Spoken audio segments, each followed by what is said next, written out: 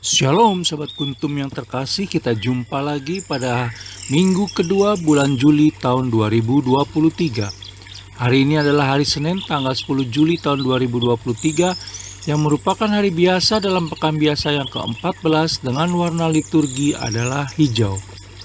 Kuntum pada hari ini mengambil tema iman dan harapan hanya padanya.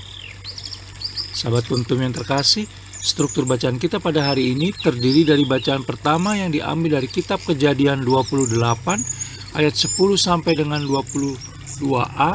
Mazmur tanggapan diambil dari kitab Mazmur 91 ayat 1 sampai dengan 4 dan ayat 14 sampai dengan 15ab.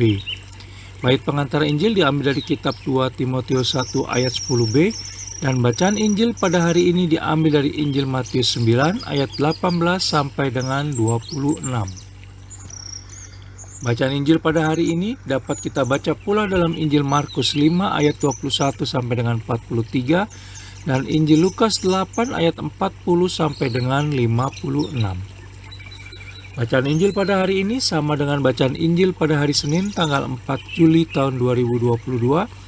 Dan struktur bacaan pada hari ini sama dengan struktur bacaan pada hari Senin tanggal 6 Juli tahun 2020 dan tanggal 8 Juli tahun 2019.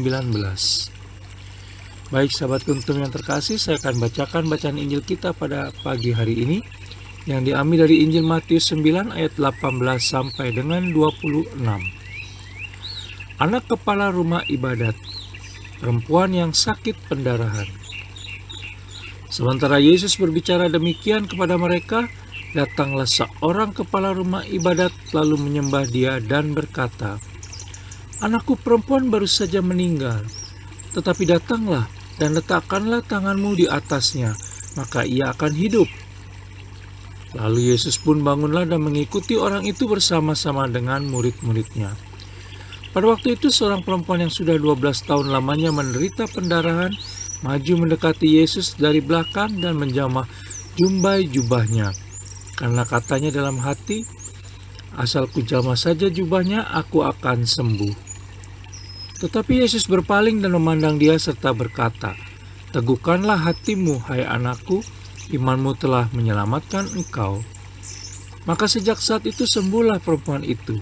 Ketika Yesus tiba di rumah kepala rumah ibadat itu, dan melihat peniup-peniup seruling dan orang banyak ribut, berkatalah ia, "Pergilah, karena anak ini tidak mati tetapi tidur." Tetapi mereka menertawakan dia. Setelah orang banyak itu diusir, Yesus masuk dan memegang tangan anak itu, lalu bangkitlah anak itu. Maka tersiarlah kabar tentang hal itu ke seluruh daerah itu. Demikianlah sabda Tuhan, terpujilah Kristus. Baik sahabat Kuntum yang terkasih, sebelum kita lanjutkan renungan kita pada pagi hari ini, jangan lupa menekan tombol like dan subscribe yang ada di bawah video Kuntum ini agar Kuntum dapat terus berkembang semakin lebih baik di masa yang akan datang. Terima kasih saya ucapkan sebelumnya dan mari kita lanjutkan renungan kita pada pagi hari ini.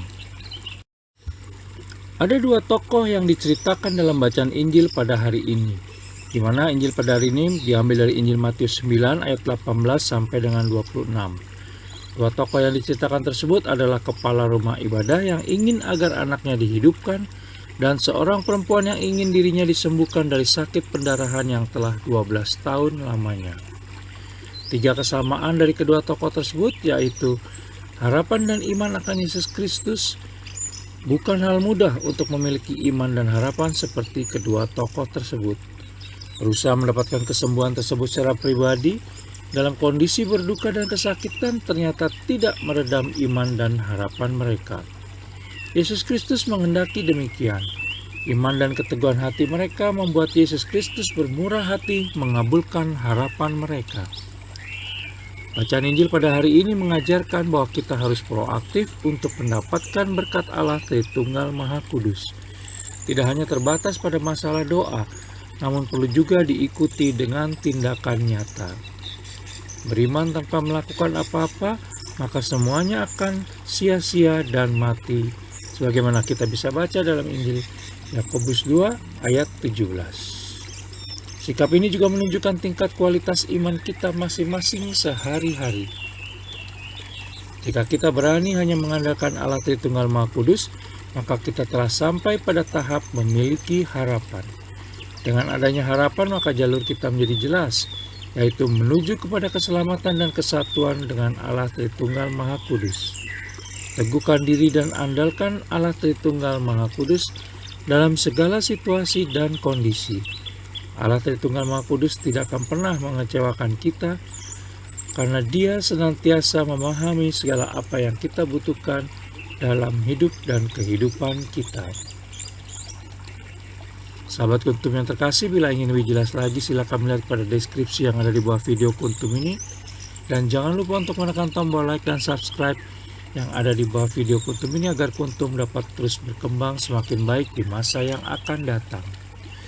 Terima kasih, selamat memulai minggu baru, selamat pagi dan salam.